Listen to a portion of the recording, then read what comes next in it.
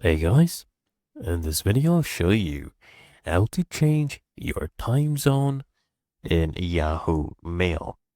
Now, all you need to do is first access your calendar.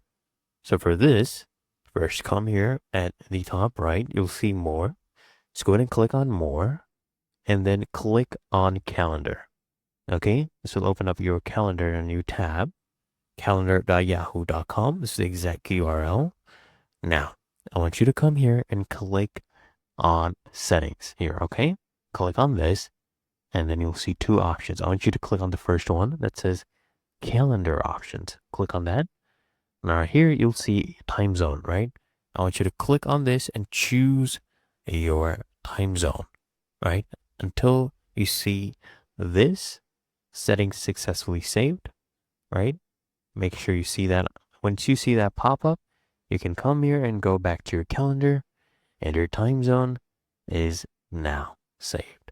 Really that easy and simple.